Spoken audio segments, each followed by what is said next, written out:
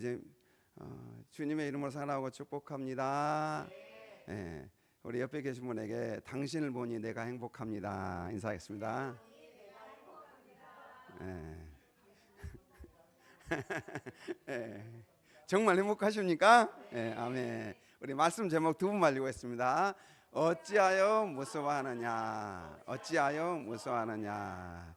제가 10대 때 저희 아버지하고 바다에 간 적이 있습니다. 작은 뗏목을 타고 바다에 나가서 이제 고기를 잡기 위해서, 그때 이제 당시 그물을 이렇게 쳐놓고 그 다음에 그것을 뗏목을 가지고 물이 어느 정도 들면은 뗏목을 가지고 이렇게 그물을 올리고 난 다음에 이제 들어와야 됩니다. 근데 이제 저희 아버지하고 이제 둘이 뗏목이 작은 배예요. 아주 작은 배를 타고 갔는데 그날따라 바람이 너무 많이 불었어요. 바람이, 그것도 바다 쪽에서 부는 것이 아니라 우리 육지 쪽에서 바다 쪽으로 불어요. 그러니까 이 배가 자꾸 밀려서 들어가요. 근데 뗏목도 당시 동력이 있는 것도 아니고 누를 저어 가지고 나가야 되는 그런 상황입니다. 근데 저는 이제 10대 때 너무 무서웠어요, 사실은. 바람도 불고 파도가 막 일어나가지고 파도가 막 일어나고 막 그러는데 저희 아버지께서는 아주 여유롭게 그물을 지금 막 이렇게 올리고 계시는 거죠. 근데 저는 이제 마음이 너무 무서워가지고 소리를 질렀어요. 아버지, 지금 바람이 너무 많이 불고 파도가 너무 치고 물이 들어와요 막 그랬는데 저희 아버지께서 야, 괜찮아, 걱정하지 마, 이런 말씀하시는. 그러셔가지고 이제 바다로 이제 내려가셔가지고 뗏목을 잡고 끌고 가시더라고요. 가지고 바람이 너무 많이 부니까 노를 져서는 안 되고, 그 당시는 이제 물이 많이 깊지 않는 상태, 물이 계속 올라오는 그런 상황이기 때문에 아버지께서 내려가셔가지고 끌고 그냥 가셔요. 가시다가 나중에 노를 져가지고 6시까지 간신히 나간 적이 있습니다. 지금도 생각하면 한 번도 잊어버린 적이 없어요. 그날 그때 제가 아버지의 배를 타고 간 그 뗏목을 타고 그때 당시는 그 순간을 굉장히 후회를 많이 했어요. 내가 왜 아버지 따라와가지고 이 아버지 따라와가지고 이거 굉장히 무서웠어요. 그 당시 10대 때니까. 근데 이제 그런 어떤 기억이 나는데 오늘 본문을 말씀을 준비하면서 그 생각이 자꾸 떠올라요. 그때 그랬었지. 근데 우리 인생을 살아가다 보면 우리 인생도 마찬가지입니다. 인생 가운데 큰 위기가 닥칩니다. 여러분, 그럴 때 우리는 어떻게 행동을 해야 될까? 더더욱 우리는 예수님을 믿는 사람으로서 인생에 큰 풍랑이 닥쳐올 때 우리는 어떻게 대처하고 살아왔는가? 그리고 우리는 어떻게 했는가? 세상 사람들과 똑같이 행동하지 않았는가? 우리가 함께 오늘 본문에 살펴봤으면 좋겠습니다. 앞서 본문은 한 서기관이 예수님을 맹목적으로 따라와서 이렇게 이야기합니다. 내가 예수님 따르겠습니다. 이 예수님 따르겠다는 말을 언어해 보니까 앞으로 따르겠습니다. 앞으로 미래형을 사용. 앞으로 내가 예수님 따르겠습니다. 그러니까 예수님께서 여우도 굴이 있고 공중에 새도 있고 또 거처가 있으되 인자는 머리 둘 곳이 없다라고 이렇게 말씀하셨습니다. 그 다음에 또한 부친의 장례를 먼저 치르겠다는 다른 제자도 그가 이제 예수님을 따르겠다고 그러죠. 그래서 예수님께서 그들의 죽은 자들을 장사하게 하고 너는 나를 따르라라고 이렇게 말씀합니다. 너는 나를 따르라라는 이 말이 또 현재를 가리키고 있어서 현재 너는 지금 나를 따르라라고 예수님은 그렇게 말씀을 하셨습니다. 그런 다음에 이제 오늘 본문이 나오고 있습니다. 우리 23절 같이 읽어볼까요? 배에 오르심에 제자들이 따랐더니, 예수님께서 예수님과 제자들이 배에 올랐습니다. 이 배는 큰 배가 아니에요. 고깃배 정도 되는 것 같아요. 그래서 배에 오르심에 제자들이 따랐더라. 이 따랐다라는 이 말은 따르다, 수행하다, 동행하다라는 그런 의미가 있는데, 이 따랐다 과거형을 쓰고 있는 걸 볼 수 있어요. 그러니까 제자들은 어땠어요? 이미 예수님을 따랐습니다. 이미 예수님을 따라왔고 지금도 이제 예수님을 따라가고 있는 그런 제자들의 모습을 보여주고 있습니다. 그래서 단순히 어떤 물리적인 추종을 넘어서서 이 제자들은 자신의 어떤 생계라든가 가족, 안전지대 모두 다 포기하고 누구를 따라간 거죠? 예수님을 따라간 거예요. 여러분, 이 제자들의 삶을 보면요, 모든 걸 다 내려놨어요. 모든 걸 내려놓고 그물도 버려두고 아버지도 부모님도 다 내려놓고 그들은 예수님을 쫓아가서 예수님의 제자가 된 사람들입니다. 그래서 철저히 예수님께 운명을 맡기고 순종했던 사람이 오늘 본문에 나오는 제자들의 모습입니다. 주님께서 가자고 하신 그 좁은 길을 묵묵히 나섰던 사람들이 제자들이에요. 그래서 제자들은 주님의 말씀에 순종하면서 이 세속적인 그 모든 안전망들을 어떻게 했어요? 다 뒤로 한 채 예수님을 따라 나선 것이죠. 따라 나섰습니다. 자, 그런데 이렇게 예수님을 따라 나섰는데 문제는 뭐냐면은 제가 아버지를 따라간 것처럼 그날따라 갑자기 바람이 많이 불었어요. 그런데 제자들도 마찬가지입니다. 우리 24절 읽어볼까요? 바다에 큰 놀이 일어나 배가 물결에 덮이게 되었을 때, 이 바다에 갑자기 큰 놀이, 큰 풍랑이 일어났다라고 그렇게 성경에서 말씀하고 있습니다. 왜 예수님과 함께 배를 탔는데 또 순종하며 헌신의 길로 나아갔는데 갑자기 큰 풍랑이 일어난가? 왜 갑자기 큰 풍랑이 일어난가? 그들의 배는 사실 산상조각 날 것 같은 그런 큰 폭풍우를 만나게 되었다는 것입니다. 여러분, 우리가 예수님을 진실되고 믿고 따르는 삶의 항해에도 세상의 거친 파도고는 외없이 찾아올 수 있다는 거예요. 여러분, 예수님 믿는다고 여러분 모든 것들이 형통하고 다 잘되고 아무 문제가 없는 것은 아닙니다. 여러분, 예수님 믿어도 예수님 믿지 않는 사람들이 만났던 그 모든 풍랑들은 다 만나게 돼 있습니다. 그런데 이 만났을 때 믿는 자와 믿지 않는 자가 어떻게 대처하는가, 그런 차이점들이 있을 수 있다는 것이죠. 그래서 예수님을 믿는다는 것은 폭풍과 없는 온실에 들어가는 것이 결코 아닙니다. 여러분, 예수님 믿는다고 우리가 온실 속으로 들어가는 건 결코 아니에요. 폭풍 한가운데서도 주님과 함께 항해하는 것을 의미합니다. 자, 그래서 여러분, 우리가 예수님을 믿는다고 해서 꼭 우리가 신앙생활 잘하고 또 하나님 앞에 경건생활 잘했는데 왜 나에게 이런 환난이 있는가, 어려움이 있는가? 물론 없을 수도 있지만은 그런 어려움들은 우리가 성경의 인물들을 보면은 대부분의 위대한 인물들은 환난과 이 역경과 어려움들을 항상 달고 살았어요. 달고 달았어요. 그러니까 뭐 다윗이라든가 사도 바울이라든가 보면은요, 그들의 삶을 보면은 이들이 위대한 신앙인 만큼 이들에게는 위대한 그런 고난들이 그들을 늘 따라다녔다는 것을 우리는 성경을 통하여 볼 수가 있습니다. 자, 이렇게 바다에 큰 놀이나, 근데 이 바다는요 사실은요 갈릴리 호수예요. 호수예요. 그런데 성경에 보면 이 갈릴리 호수를 바다라고 표현합니다. 더 씨해가지고 그 바다로 이렇게 표현해요. 근데 왜 헬라에서도 마찬가지로 그 바다라고 이렇게 표현합니다. 왜 바다로 표현하고 디베라 바다라고 이렇게 표현해요. 그래서 갈릴리 바다, 갈릴리 호수, 디베라 바다 이렇게 표현합니다. 그래서 바다라고, 영어 성경에도 바다라고 이렇게 표현하는데 그 바다라고 이렇게 표현합니다. 근데 왜 바다라고 표현했을까? 제가 사실 여기 한번 갈릴리 호수 한번 가봤습니다. 성지 답사에서 한번 갔다 왔었는데 그날따라 바람이 얼마나 불고 비바람이 불고 있었던 거예요. 비바람이 불고, 비바람이 아주 강하게 불고 있었을 때죠. 제가 이제 거기 갔는데 깜짝 놀랐어요. 파도가 2, 3m 파도가 얼마나 크게 치는지. 아니, 호수가 어떻게 그렇게 크지도 않는 이 호수에서 파도가 2, 3m 높이에 큰 파도가 막 몰아치는 것을 제 눈으로 목격하면서, 그래서 이렇게 성경에 이 호수를 바다로 이렇게 표현하고 있구나. 그래서 이 갈릴리 호수, 이 바다는 해수면보다 213m, 그러니까 200m 정도 아래고, 그 다음 이제 나중에 쭉 내려가면 사해가 있잖아요. 사해는 400m 이상 아래입니다. 그러니까 해수면보다 200m 아래고 사해는 400m 아래예요. 이렇게 계속 내려가요. 계속 쭉 내려가는 그런 모습을 볼 수가 있는데, 이 수심이 깊은 곳은 60m 정도 된다고 합니다. 그래서 더욱이 호수 서쪽에는 아주 높은 산이 있고요. 또 북쪽에도 마찬가지입니다. 북쪽에는 헬몬산이라고, 이 헬몬산이 아주 높은 산맥이 그렇게 자리를 차지하고 있습니다. 그래서 이 산에서 불어오는 이 찬바람이 계곡을 통과할 때면은 이곳은 마치 거대한 바람통과 같은 역할을 해요.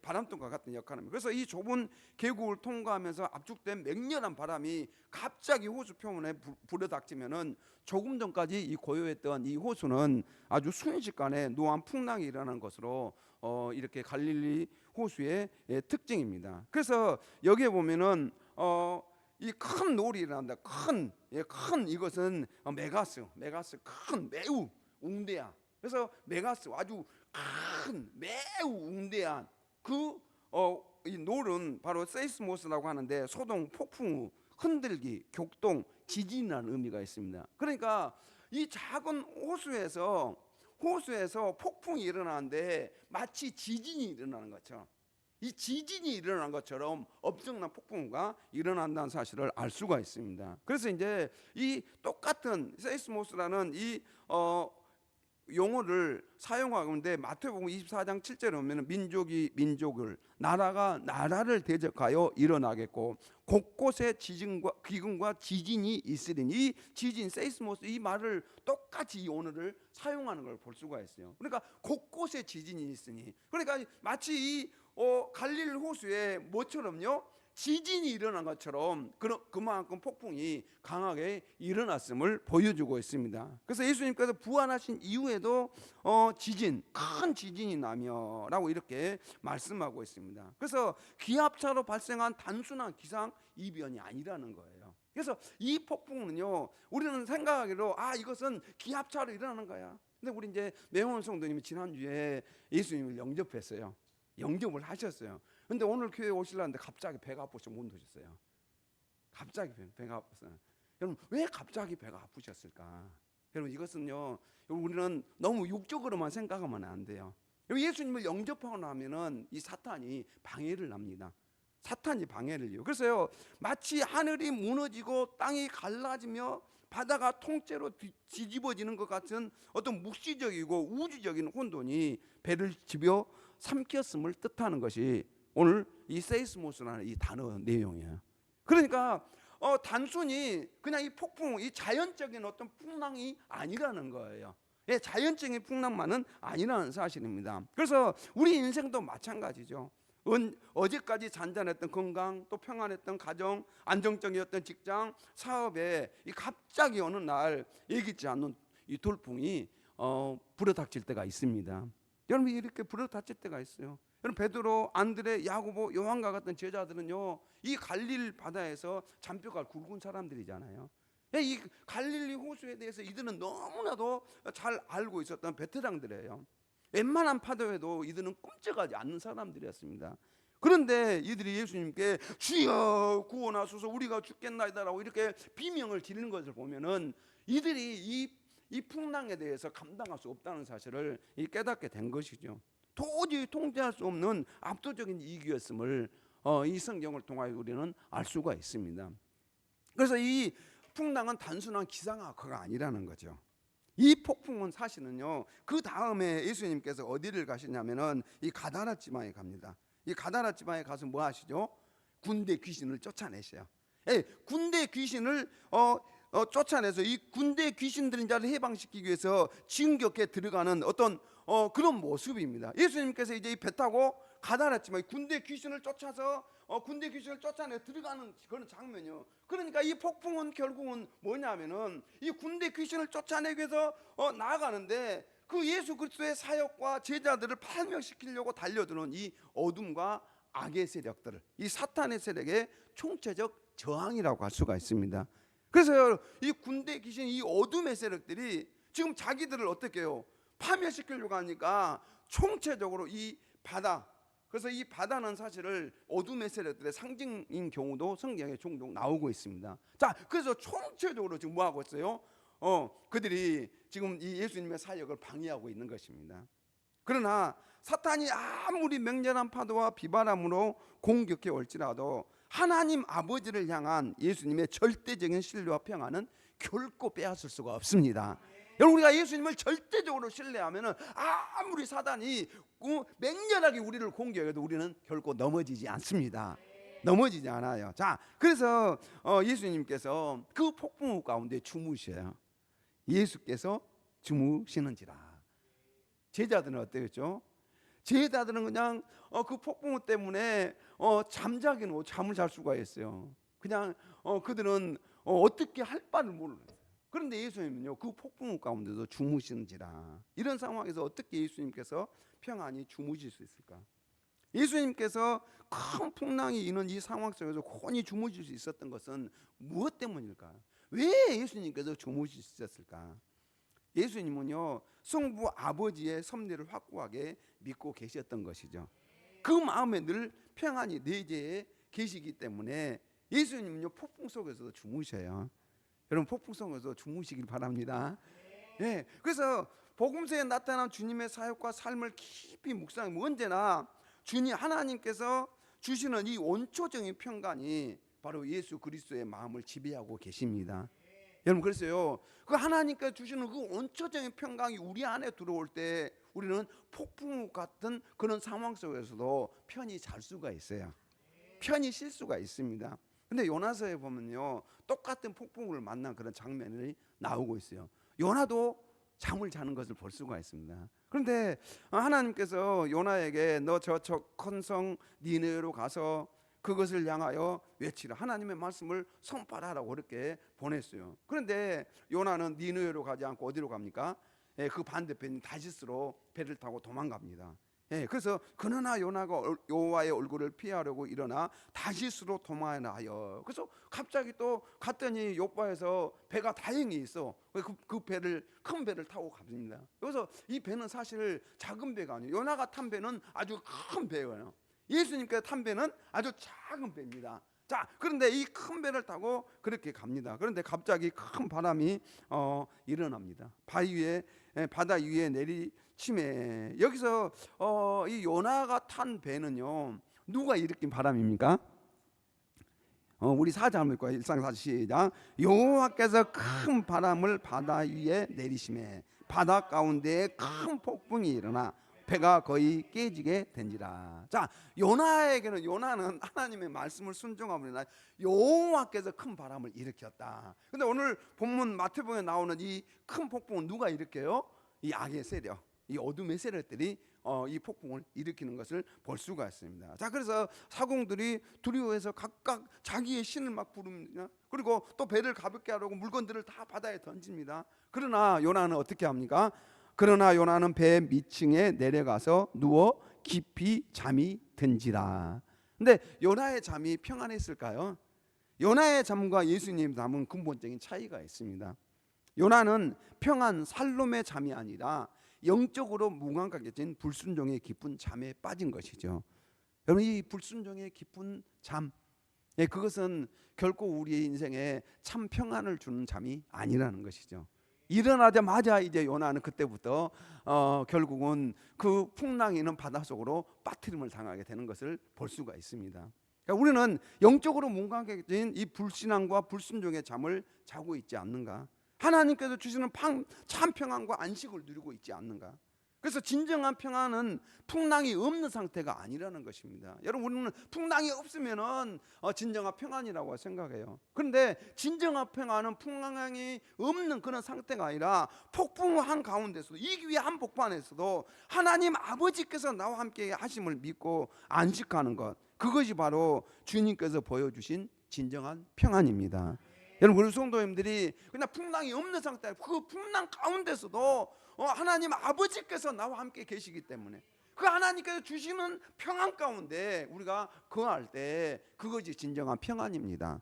자, 그래서 이제 제자들이 예수님께 나와 깨웁니다. 주여 구원하소서, 우리가 죽겠나이다.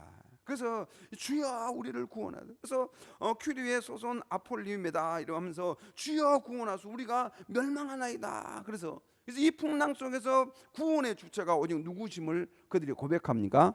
오직 예수 그리스도. 풍랑이 일 때 우리는 누구를 찾아야 됩니까? 예수 그리스도를 찾아야 됩니다. 예수 그리스도를 찾아야 됩니다. 여러분, 이 정도면 제자들이 믿음이 있는 거예요, 없는 거예요? 제자들이 믿음이 있는 것 아닙니까? 제자들이 믿음이 있는 거잖아요. 그래도 주님 찾았잖아요. 주님 찾았죠. 주님 우리 죽겠나이다 구원하소서라고 주님 찾지 않았습니까? 자, 그런데 예수님께서는 이들이 뭐라고 이야기하냐? 우리 20절 같이 시작. 예수께서 이르시되 어찌하여 무수하느냐? 믿음이 작은 자들아 아시고. 그래서 같은 이 내용의 공간복음에 마태복음, 마가복음, 누가복음에 같은 내용들 다 나왔습니다. 그런데 마가복음, 누가복음에서는 먼저 예수님께서 풍랑을 잠잠케 해주시고 믿음이 없는 것을 꾸짖어요. 그런데 오늘 본문에서는 풍랑을 잠잠케 하지 아니하시고 먼저 예수님께서 제자들이 믿음 없는 것을 꾸짖습니다. 어찌하여 무수하느냐? 믿음이 작은 자들아. 예수님은 먼저 왜 풍랑을 꾸짖지 않으시고 제자들의 무수하는 것들을 믿음 없는 것들을 이렇게 꾸짖으신가? 그래서 무수하느냐 데일로서 이 무수하느냐 겁 많은 두려워하는 믿음이 없는 그런 상태입니다. 여러분 겁 많은 사람이 여기 보면은 무수하는 사람에 겁 많은 사람 많잖아요. 겁난 두려워하는 믿음이 없는 상태. 그래서 예수님께서는요 제자들의 두려움과 불신앙을 꾸짖으셨습니다. 제자들의 이 두려움과 불신앙이에요. 왜 그러면은 예수님께서 책망하셨을까? 예수님 보시기에 진짜 심각한 문제는 밖에서 몰아치는 비바람이 아니라는 것입니다. 여러분 우리는 밖에서 몰아치는 이 비바람 때문에 두려워하고 걱정하고 무서워합니다. 그런데 밖에서 몰아치는 비바람이나 배 안으로 들어오는 이 바닷물 때문이 아니었다는 것입니다. 그 물 때문에 예수님께서 책망하신 것이 아니라 진짜 치명적인 문제는 뭐냐면은 바로 제자들의 마음속에 침투해버린 이 두려움입니다. 이 두려움이에요. 이 두려움, 그 두려움을 이겨내지 못한 작은 믿음 때문에 예수님께서 책망하십니다. 여러분 예수님께서는 이들의 이 치명적인 것은 정말 이 두려워할 어떤 근본적인 그런 문제들이 아니라 그들의 마음이에요. 마음. 여러분 우리의 믿음 없는 것 때문에 예수님께서 우리를 책망하신다는 것이죠. 우리는 흔히 믿음의 반대말을 의심이라고 생각하죠. 그럴까요? 믿음의 반대말이 의심일까요? 예, 그렇게 생각할 수 있습니다. 그러나 성경이 말씀하는 믿음의 진짜 반대말은 두려움과 걱정과 염려입니다. 예, 믿음의 진짜 반대말은 뭐라고? 두려움, 걱정, 염려예요. 예, 제자들이 그냥 너무 두려워하고 있는 거죠. 예수님을 깨우기 전에 그 전까지만 해도 계속 두려워한 거죠. 두려워하고, 예, 무서워하고. 예, 우리도 인생에 어떤 문제를 만나면 두려워하고 무서워하고 근심하고 걱정에 완전히 막 사로잡혀 살 때가 많이 있지 않습니까? 지금 배 안에는 누가 계십니까? 창조주 하나님이신 예수 그리스도께서 함께 타고 계십니다. 그래서 이들이 타고 있는 그 배 가운데 누가 계셔? 지금 예수님이 계시잖아요. 예수님께서 함께 동행하고 있지 않습니까? 생명의 주관자이시고 그분이 함께 계시는데, 그러면 그 주님께서 함께 계시는데 배가 가라앉겠습니까? 주님께서 함께 계시는데 풍랑이 삼켜서 배가 완전히 침몰하겠습니까? 지금까지 주님께서 앞에 어떻게 하셨습니까? 수많은 병자들을 치료하지 않았습니까? 그래서 한 나병 환자가 와가지고 주여 원하시면 저를 깨끗게 하실 수 있나이다, 내가 원하니 깨끗함을 받으라 해도 깨끗함을 받지 않았습니까? 예수님께서 온갖 병자들을 치료하시고 고치셨어요. 그 주님이 지금 어디에 계세요?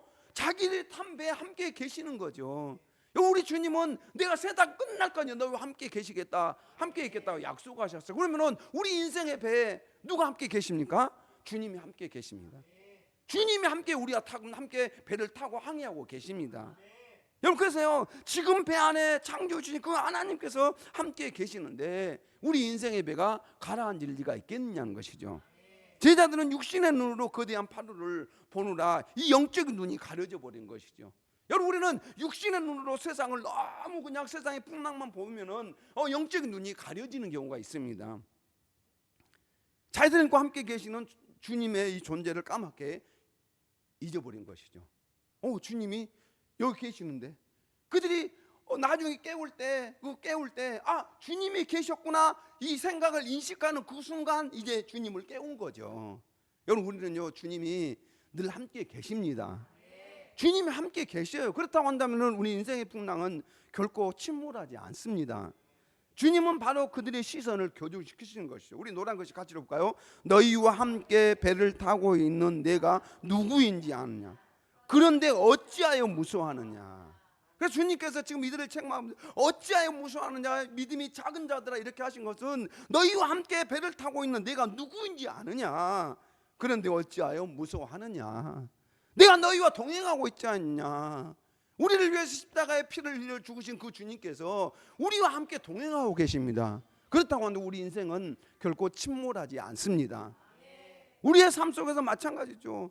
여러분, 요즘 미국과 이스라엘, 이란 전쟁, 호르무즈 해협, 유가 베럴당 $100 연일 실시간 뉴스로 이렇게 장식하고 있지 않습니까? 북한에서 또 어제 또 그제 또 장사정포, 뭐 방사포, 초대형 방사포 막 TV에서 그냥 굉장히 강조를 많이. 저도 그냥 그냥 기가 그냥 초대형 방사포 막 초대형이고 얼마나 초대형인지 어쨌든 간에 그 방사포로 발사하면서 우리나라를 위협하고 있습니다.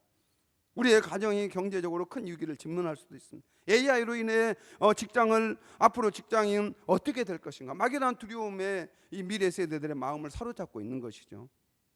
그러나 주님은 오늘 동일하게 우리에게 물으십니다. 사랑하는 아들아 딸아, 어찌하여 무수하느냐. 내가 너와 함께 이 배에 타고 있지 않느냐. 믿습니까? 아무리 세상이 시끄러워도 여러분, 우리 주님은 우리 인생의 배에 함께 타고 계십니다. 타고 계셔요. 여러분, 그래서 미래에 대해서 우리 청소년들, 우리 청년들 너무 미래에 대해서 걱정하지 마세요. AI 시대라고 하지만은 그 AI 시대에 또 우리 하나님께서 우리의 살아갈 모든 길들을 다 마련해 놓으실 거예요. 여러분, 그래서 우리는 그 주님을 바라보고 믿음으로 살아야 될 줄로 믿습니다.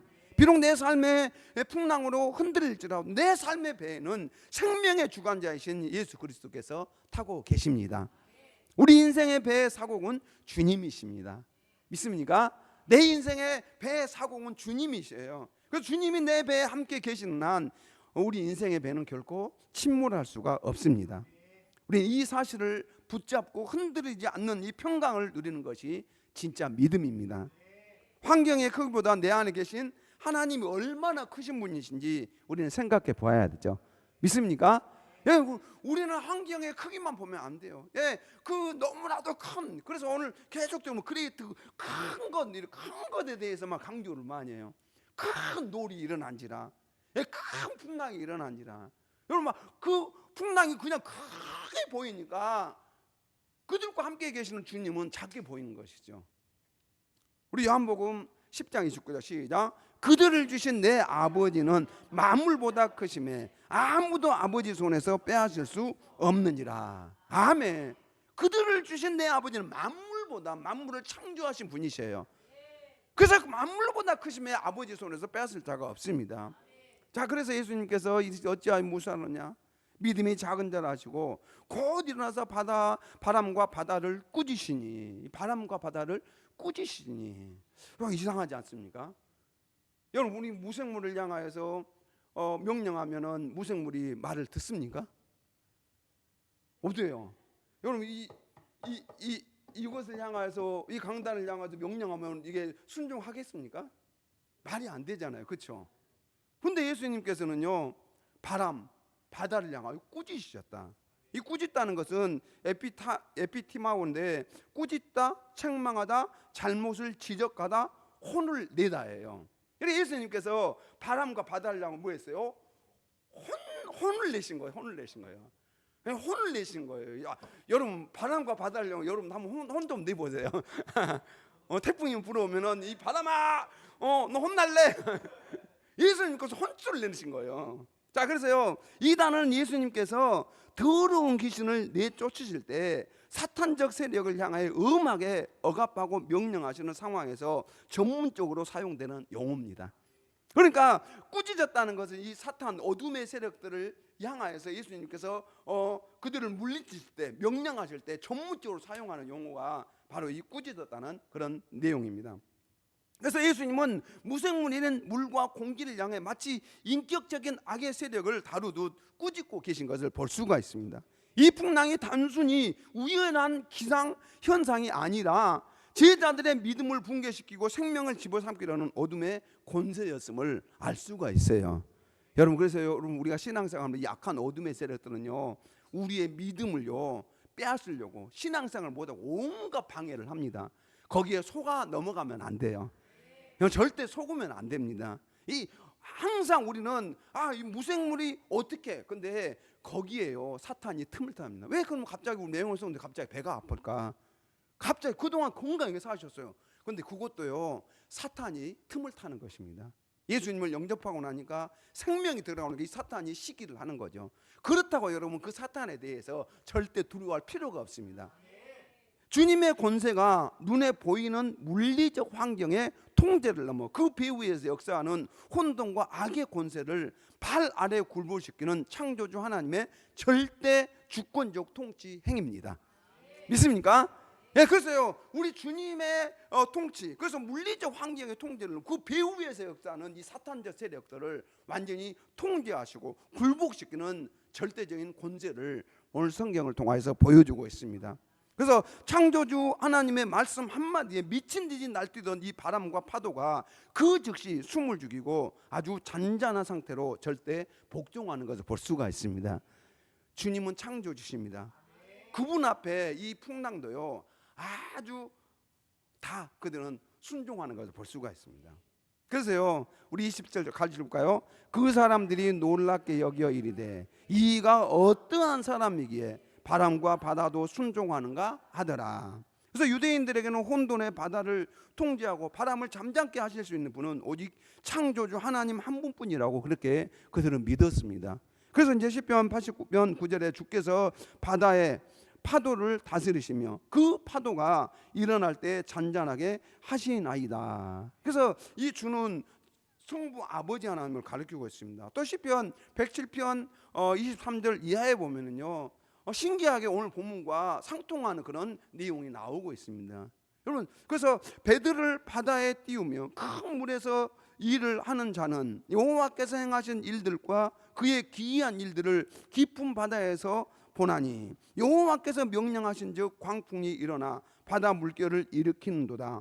그들이 하늘로 솟구쳤다가 깊은 곳으로 내려가나니 그 위험 때문에 그들의 영혼이 녹는다. 하늘로 솟구쳤다가 깊은 곳으로 내려가는, 지금 뭐 하고 있어? 바다에서 이 배를 타고 있는 사람들이 그냥 얼마나 파도가 큰지 오르락 내리락 그래서 천국 갔다 지옥 갔다 계속 하고 하는 것이죠. 그런 공허점 가운데 있는 것을 그들의 영혼이 녹는도다. 그만큼 그들의 영혼이 녹아요. 자, 우리 27절부터 29절 시작. 그들이 이리저리 구르며 취한 자같이 비틀거리니 그들의 모든 지각이 혼돈 속에 빠지는도다. 이에 그들이 그들의 고통 때문에 여호와께 부르짖으니 그가 그들의 고통에서 그들을 인도하여 내시고 광풍을 고요하게 하사 물결도 잔잔하게 하시는도다. 아멘. 이 광풍을요 하나님께서 고요하게 하사 물결도 잔잔하게 하시는도다. 근데 이것을 성부 아버지만이 아니라 성자 예수님께서 하셨다는 것을 오늘 본문에 보여주고 있습니다. 그래서 제자들이 이 사건을 통해 예수님이 단순히 병을 고치고 좋은 말씀을 전해주는 훌륭한 납비 정도가 아님을 뼈저리게 깨닫게 된 것이죠. 그들은 이분이 참으로 우주 만물과 자연을 통치하시는 창조주 하나님이시구나라는 위대한 각성에 도달하게 된 것입니다. 예수님이 창조주 하나님, 이 자연 만물도 지배하시는 창조주 하나님이구나라는 사실을 깨닫게 된 것이죠. 여러분, 그분이 우리의 주님이십니다. 믿습니까? 그래서 풍랑은 제자들의 두려움과 고통의 원인이지만 결과적으로는 그들이 예수님이 누구신지 가장 깊이 체험하고 신앙이 성장하는 최고의 영적 훈련장이 된 것이죠. 그럼 때로는요 우리의 인생의 풍랑은요 우리의 믿음을 성장시키는 훈련장이에요. 믿습니까? 그래서 우리에게 찾아오는 이 고난과 풍랑도 마찬가지입니다. 고난의 풍랑이 없다면 우리는 우리 자신의 힘과 지혜를 의지하며 살아갈 것입니다. 그러나 내 힘으로 감당할 수 없는 파도를 만날 때 비로소 우리는 두 손을 들고 전능하신 주님 부르짖게 되죠. 그리고 풍랑케 하시는 주님의 권능을 맛보면서 더 깊고 또 견고한 믿음의 자리로 나아가게 된다는 것입니다. 그래서 여러분, 우리는 어떤 풍랑을 겪고 있는가? 얘기하지 못한 질병과 비바람인가? 경제적인 한파인가? 아니면 사랑과 관계로 인한 거센 파도인가? 눈앞에 몰아치는 이 풍랑의 크기를 우리는 보아서는 안 됩니다. 그 풍랑이 크기 때문에 우리가 그것에 압도되어서 거기에 매몰되면 안 됩니다. 파도가 아무리 세워도 배가 파산할 것 같아도 우리 주 예수 그리스도께서 여러분과 함께 배에 타고 계심을 결코 잊지 마시길 바랍니다. 주님은 잠시 침묵하시고 주무시는 것 같아 보일지라도 우리의 머리털 하나까지도 하나하나까지 다 세고 계십니다. 우리의 생명을 가장 안전한 항구로 인도하시는 전능하신 선장이십니다.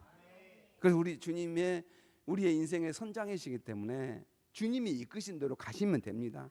그래서 오늘 주님께서 우리에게 주시는 어찌하여 무수하느냐 이 믿음이 작은 자들아, 이 책망이 도리어 우리 영혼을 깨우는 생명의 음성이 되기를 주님의 이름으로 축복합니다. 그래서 두려움을 내어쫓고 또 주무시는 주님을 깨우는 이 기도의 자리로 우리가 나가야 됩니다. 우주 만물을 다스리는 이 권능이 주님께서 친히 여러분 인생과 또 바람과 파도를 향해 잠잠하라 고요하라 꾸짖어 주실 것입니다.